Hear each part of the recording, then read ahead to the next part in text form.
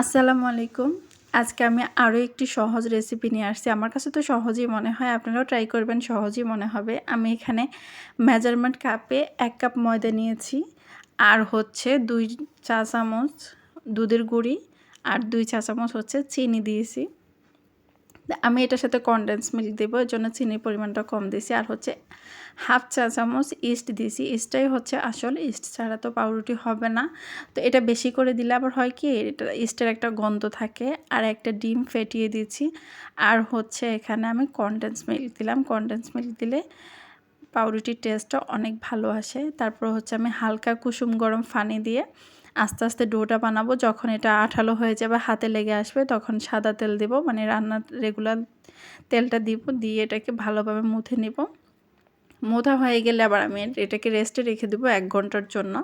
তো রেস্টে রেখে উপর দিয়ে তেল ব্রাশ করে দিছি, যাতে এটা ড্রাই না হয়ে যায়। তো ১ ঘন্টা রেস্টে রাখার পর আমি এখানে রুটির মোলটা রেডি করব। মোলটার মধ্যে তেল ব্রাশ করে উপর দিয়ে কাগজ দিয়ে ওইটাতেও একটু হালকা তেল ব্রাশ করে দিছি। তো ১ ঘন্টা পর দেখুন আমার ডোটা কি পরিমাণ ফুলছে। এটা যত ফুলবে রুটিটা ততই ভালো হবে। এবার হচ্ছে এটাকে ভালোভাবে রুটির জন্য রেডি করার পালা। তো আমি এটাকে ভালোভাবে মুথে রেডি করে নিছি। আমার প্রত্যেকটা স্টেপ ফলো করবেন, তাহলে কিন্তু রুটিটা অনেক মজা হবে। তা আমি এখানে একটু নিজের থেকে কনডেন্স মিল্ক ইউজ করলাম, যাতে টেস্টটা আরও বেশি ভালো আসে। তো আমি রুটিটা বানানো হওয়ার পরে কনডেন্স মিল্ক দিয়ে দিলাম, দিয়ে এটাকে ফোল্ড করে মোল্ডের মধ্যে নিয়ে নিলাম। এটা ছিল কেকের মোল্ড, তো এটাতে আমি পাউরুটিও করলাম। আর উপরে কালারটা আসার জন্য এখানে আমি একটু ডিমের কুসুমটা ব্রাশ করে দিছি।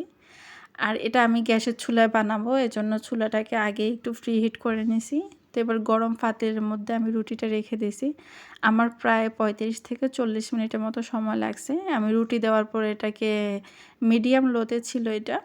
তো দেখুন, যেমন রুটির কালার তেমনই কিন্তু টেস্ট ছিল, অনেক ভালো হয়েছিল।